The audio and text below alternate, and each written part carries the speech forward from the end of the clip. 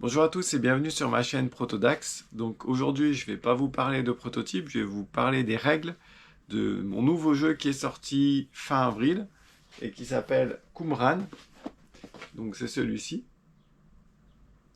Donc j'espère que cette vidéo vous permettra de mieux installer le jeu, de mieux comprendre comment ça joue, parce que c'est vrai que quand on prend les livrets en général, on s'y perd. Voilà, donc j'espère que cette vidéo sera très utile pour chacun de vous. Moi je vous retrouve à la fin de la vidéo. Donc dans cette vidéo, je vais vous expliquer comment jouer à Qumran. C'est un jeu de 2 à 4 joueurs pour des parties d'environ 25 minutes et de 7 à 77 ans, donc pour tout âge. Le but du jeu va être de rentrer dans les grottes de Qumran et de trouver des parchemins et aussi des objets tels que par exemple la parole de Dieu ou l'autel des sacrifices et bien d'autres encore. Alors, je vous ai fait une mise en place pour 2 joueurs, mais la mise en place sera la même pour 3 ou 4 joueurs. Alors, au milieu, il faudra installer les tuiles à bord rond et avec le verso noir, qui va s'opposer aux tuiles bord carré et avec le fond marron. Donc cela, c'est la pioche qui va être sur le côté. Donc tout ça, ça va être les chemins. Et tout ça, ça va être les objets.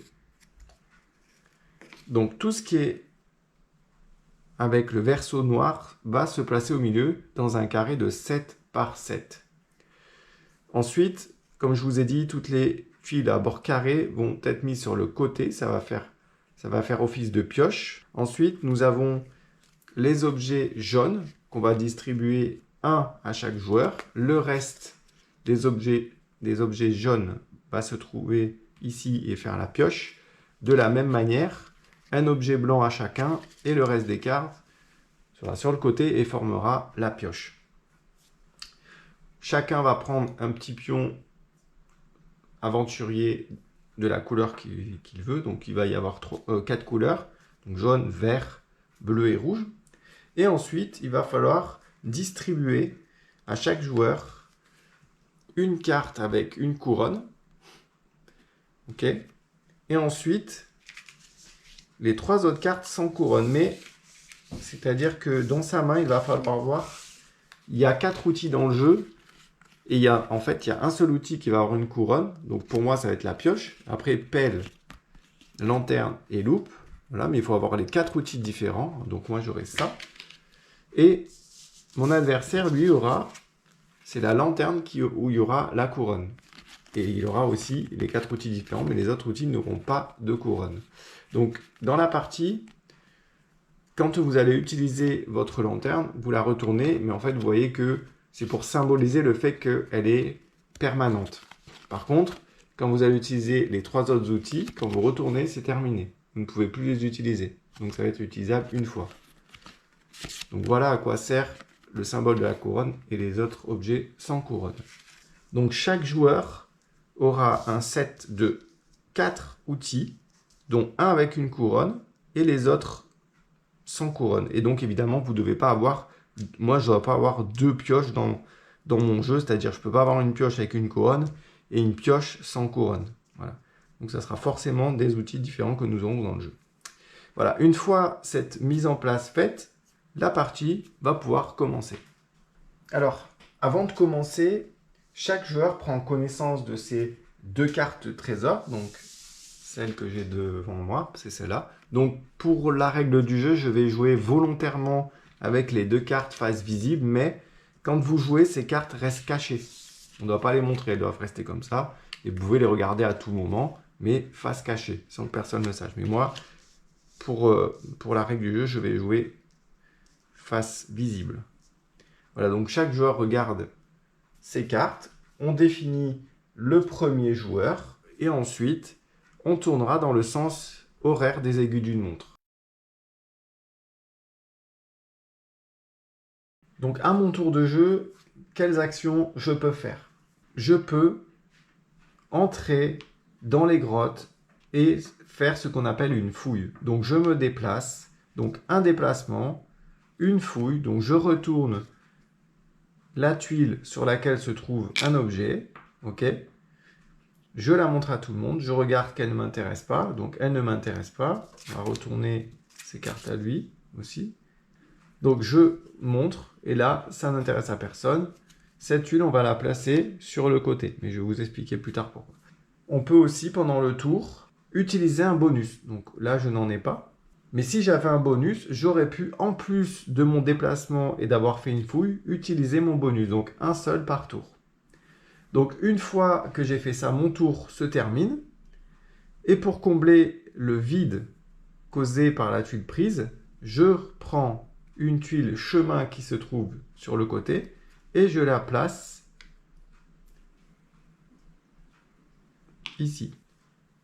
En début de partie, on peut rentrer par les 4 coins des grottes de Qumran. Donc, on peut rentrer soit par là, je peux rentrer là, voilà, peu importe. Sauf, on ne peut pas rentrer par les 4 coins. On pourra y venir plus tard, mais en début de partie, on ne peut pas rentrer par les 4 coins.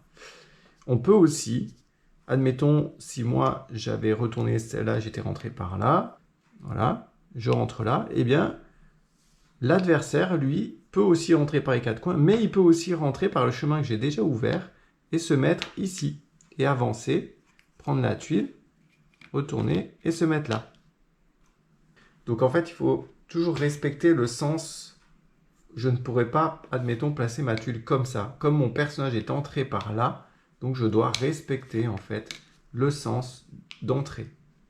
Il faudra toujours respecter le sens d'entrée d'une tuile à une autre. Lorsque j'arriverai ici, je devrais aussi mettre une tuile comme ça, parce qu'en fait, je suis arrivé par là. Je ne pourrais pas, évidemment, mettre la tuile de ce sens et bouger comme ça. Il faut toujours respecter le chemin d'entrée.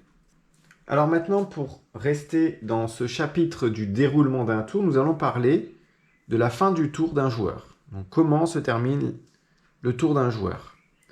Nous avons, comme expliqué précédemment, différentes actions à accomplir pendant notre tour. Donc, un déplacement, une fouille, et possibilité aussi d'utiliser un bonus pendant notre tour. Une fois que ces 3 actions sont faites, donc admettons, je me suis déplacé, j'ai fait une fouille, j'ai découvert un objet. Là, maintenant, il se trouve que là où j'ai pris ma tuile, il y a un trou. Donc, alors quand je dis un trou, c'est un endroit où il n'y a plus de tuile. À ne pas confondre avec la crevasse. Donc, je pose ma tuile que j'ai piochée ici, je me place dessus et mon tour est terminé. Il existe aussi deux autres manières de terminer le tour. Donc, si là, admettons, j'avais fait mes 2 ou 3 actions au préalable et que je tombais sur une crevasse, donc j'ai fait un déplacement, j'ai fait une fouille et là, crevasse. Donc, je tombe dans la crevasse et mon tour s'arrête aussi immédiatement. Autre cas de figure, avec le chemin. Donc le chemin et la crevasse, on va se retrouver un petit peu dans la même configuration. Donc je retourne le chemin. Donc j'ai fait un déplacement, j'ai pu aussi utiliser des bonus au préalable. Et là, je retourne et c'est un chemin. Donc dans le cas du chemin et de la crevasse, on ne va pas piocher une tuile chemin pour la mettre ici, puisque des chemins sont déjà révélés. Donc celui-là et celui-là, des chemins sont déjà révélés. Donc il sera inutile de piocher pour remettre, évidemment, pour remplacer ici. Voilà les possibilités, les différentes possibilités de fin de tour. Alors à présent, je vous ai agencé le plateau pour pouvoir vous parler des déplacements. Alors, comment se déplacent les personnages? Alors, évidemment, il faut suivre à chaque fois le chemin. Et à son tour, on peut se déplacer soit sur une tuile noire, donc d'une fois, et on va retourner, soit en fait, on peut revenir en arrière. En fait, on peut se déplacer autant que le chemin est ouvert et qu'il n'y ait pas d'obstacle, c'est-à-dire par exemple une crevasse. Donc, et ce qui est intéressant aussi de savoir, c'est que je peux venir ici et aller en face. Ok? Lui, c'est pareil, il peut très bien ressortir, là, sortir ici et atterrir de l'autre côté et faire une fouille ici. Donc, on peut se déplacer et au bout de son déplacement, faire directement une fouille. Voilà pour les déplacements. Donc maintenant, comment faire une fouille? Deuxième action possible. Faire une fouille, ça se fait tout simplement. Soit il n'y a pas d'icône sur la tuile, donc on se met tout simplement sur la tuile. On la retourne. Voilà. On montre l'objet à tout le monde. Et si cet objet n'intéresse personne, on le met au bord du labyrinthe. On va y revenir. Soit, comme le cas de mon adversaire, il y a des icônes et il faudra avoir ces outils-là pour pouvoir retourner l'icône. Mais il ne faudra pas avoir tous les outils, il faudra avoir un seul de ces outils-là. Par exemple, ici, j'ai pioche et pelle, il va me falloir soit l'une, soit l'autre pour le retourner. Alors là, par exemple, et ça me permettra de vous parler des outils, lorsque j'utilise un outil, je vais le retourner. Mis à part quand il y a une couronne en haut, ça veut dire que l'outil est permanent. Donc là, par exemple, je n'ai pas de lanterne, donc je vais devoir utiliser l'un ou l'autre. Donc je décide d'utiliser la pioche, je la retourne, et donc vous voyez que là, on ne peut plus utiliser. Et elle restera comme ça pour toute la partie. Et donc grâce à cette pioche-là, je peux récupérer l'outil et prendre un bonus. Et ensuite, évidemment, je remplacerai par un chemin. Donc je ne l'ai pas fait là aussi, mais voilà, il fallait remplacer par un chemin. Et je me place sur la nouvelle tuile posée. Donc voilà un petit peu comment fonctionne la fouille. Donc soit on révèle une tuile noire, soit grâce aux outils, on va révéler une tuile avec les icônes correspondant aux outils que nous pouvons avoir. Si vous n'avez plus les outils pour retourner la tuile en question, vous devrez faire demi-tour et trouver un autre chemin pour passer. Alors, je vais vous présenter les différentes tuiles que vous allez pouvoir trouver dans les grottes de Qumran. Quand vous allez faire une fouille, que vous retournez une tuile, vous allez pouvoir trouver des tuiles. Alors, très souvent, il y a les icônes qui sont derrière. Et c'est sur fond bleu. Donc ça, ce sont des tuiles bonus. Ensuite, on va avoir les objets. Alors ça, ce sont les objets qui correspondent en général à nos cartes. Donc là, c'est pas ce que je cherche, mais il y a objet jaune et objet blanc. Donc dans le jeu, il vous faudra trouver deux types d'objets. Donc, qu'est-ce qui se passe? Si vous avez l'objet en question, vous le prenez et vous le mettez sur votre carte, c'est votre trophée. Par contre, et pareil pour l'objet blanc, par contre, si vous n'avez pas besoin de ces objets-là, vous les montrez, donc vous montrez l'objet à tout le monde, et c'est à ce moment-là que vous le replacez sur un bord des grottes de Qumran. Ce qui veut dire qu'en fait, à force de faire ça, les personnes vont devoir mémoriser où est-ce que l'éventuel objet qu'ils ont besoin a été placé et aller le retrouver. Ensuite, on va avoir des tuiles un peu plus neutres. Celle-là, par exemple, c'est juste un chemin qui va se retourner. Donc, quand ce chemin est retourné, il reste là où il est pendant toute la partie et il ne bougera plus. Alors, ça fait un peu comme si on passait son tour, mais en réalité, ça ouvre plus de voies pour chercher et faire des fouilles ultérieurement. Ensuite, on va avoir cette tuile qui est en fait une tuile bonus. Alors celle-là, elle n'est pas sur fond bleu parce qu'elle est assez particulière. Pareil, je vous expliquerai comment elle fonctionne, mais c'est une tuile pont. Donc en général, la tuile pont va avec la tuile crevasse. Elle se met dessus et ça bouge la crevasse. Mais je vous dirai en détail comment elle se joue. Ensuite, il vient la tuile crevasse justement. Donc quand on pioche une tuile crevasse, c'est comme celle-là, sauf que c'est une crevasse. Donc, cette tuile est posée. Notre personnage tombe dedans. Donc, mon tour s'arrête immédiatement. Ensuite, ça va être à mon adversaire de jouer. Donc, il va faire tac tac ses petites actions. Moi, maintenant, je me relève. Je passe mon tour. Mon adversaire va refaire ses petites actions. Par-ci, par-là. Et là, à présent, je peux sortir de la crevasse Donc soit là, soit ici. Bon, ici, il y a un mur, hein, donc je ne peux pas. Mais là, je pourrais éventuellement prendre un bonus. Et je peux sortir effectivement des 4 coins, tant qu'il n'y ait pas de mur, donc qui m'empêche de sortir. Et pour finir, on peut aussi piocher ces tuiles-là qui sont sur fond marron, vert, kaki. Et en fait, ce sont des parchemins spéciaux. Et dans la partie, on aura besoin pour gagner d'avoir au moins un parchemin spécial. Voilà, donc il faut savoir que lorsque vous piochez cette tuile, c'est un trophée, donc vous le gardez au même titre que les objets jaunes et les objets blancs, mais en plus, il vous permet de rejouer directement une seconde fois. Donc surtout à ne pas oublier. Donc voilà pour les différentes tuiles que vous allez découvrir et les actions qu'il va falloir faire suite à la découverte de ces objets. Alors comme je vous l'ai dit, lorsque vous allez trouver un objet, vous allez le montrer à tout le monde et vous allez placer cet objet sur le coin des grottes de Qumran. Alors, au début, c'est un carré de 7 par 7. Personne n'a mis de tuiles sur les côtés. Donc, le premier à qui ça vient, il peut justement choisir le côté sur lequel il va mettre la tuile. Donc, admettons, je dis, ben moi, je veux mettre ici. Ce qui veut dire que les joueurs qui vont venir derrière, lorsqu'ils vont faire la même action, ils vont fouiller, donc ils vont trouver une tuile, ils vont montrer à tout le monde, à condition évidemment qu'ils n'ont pas besoin de cette tuile, on est bien d'accord. Hein. Donc cette tuile ne m'intéresse pas, je la montre à tout le monde, et maintenant je dois la placer sur un côté du labyrinthe. Sauf que, comme mon adversaire a déjà placé sa tuile ici, ben moi je vais devoir suivre ce qu'il a fait. Donc je peux la mettre où je veux, mais sur cette ligne-là. Donc je pourrais très bien la mettre ici par exemple.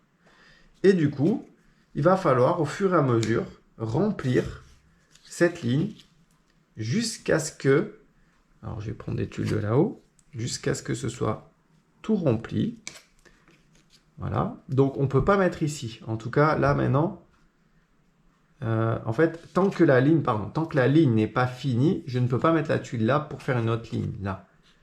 La ligne s'arrête ici. Donc là, la ligne est terminée. Maintenant, le joueur qui va fouiller et qui va montrer à tout le monde si cet objet est intéressant ou pas, il va, lui en tout cas ça ne l'intéresse pas, ben lui il va prendre la tuile et il va pouvoir la mettre dans un nouveau côté. Donc par exemple il dit, ben moi je la mets là. Et maintenant tous les autres joueurs, il va falloir qu'ils suivent et posent leur tuile sur cette même ligne. De la même manière qu'ici, on devra finir la ligne.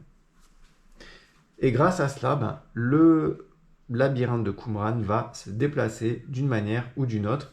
Et il va falloir avoir un peu de mémoire pour pouvoir découvrir où sont vos objets. Alors maintenant, comment utiliser son bonus? Tout simplement, vous pouvez à tout moment, pendant votre tour, à tout moment, vous pouvez utiliser les bonus à fond bleu. C'est-à-dire que je peux très bien me déplacer et dire, bah tiens, je vais changer de place de tuiles chemin à bord carré. Je précise à bord carré. Avec ces tuiles-là, par exemple, mais j'y reviendrai, on ne peut pas déplacer les tuiles à bord ronde. C'est-à-dire, ces chemins-là, on ne peut pas les déplacer, les mettre ailleurs. Par contre, je peux très bien me dire, je déplace lui et lui. Voilà, ou je peux très bien coincer mon adversaire en disant, bah, je vais déplacer ces deux-là. Voilà, je vais lui mettre comme ça. Et puis, je vais mettre ça comme ça. Voilà. Et donc, à mon tour de jeu, je pourrais aussi... je me suis déplacé, mais j'aurais très bien pu d'abord l'utiliser pour m'ouvrir un chemin. Donc là, ça ne fonctionne pas trop, parce que ça m'amène vers le trou. Mais on aurait très bien pu dire ça, et ensuite, je me déplace. Voilà, donc c'est quand vous voulez, pendant votre tour de jeu. Par contre, ce bonus-là, qui est le pont, lui, il est assez particulier. Quand vous avez un pont, vous pouvez très bien l'utiliser pour vous. Et en fait, c'est aussi un bonus que vous pouvez utiliser même si ce n'est pas votre tour. Par exemple, mon coéquipier avance, il tombe dans le... mon adversaire avance, il tombe dans le trou. Et ben moi, si j'ai envie d'être fair play, je peux très bien dire non, tu ne tombes pas dans le trou. Je mets le pont et il ne passera pas son tour. Voilà. Donc le bonus pont peut s'utiliser n'importe quand, même si ce n'est pas votre tour, et pour n'importe qui. Soit pour vous-même, soit pour les autres. Donc voilà, j'en ai fini pour l'explication des bonus. Maintenant, nous allons passer à l'explication de la fin de partie.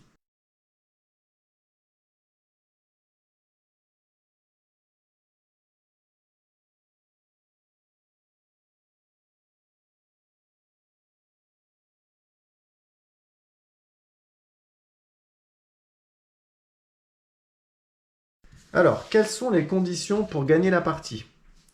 Pour gagner la partie, il va falloir que vous trouviez un objet blanc, votre objet blanc, donc moi ce serait la colombe, mon objet jaune, et au moins un parchemin spécial.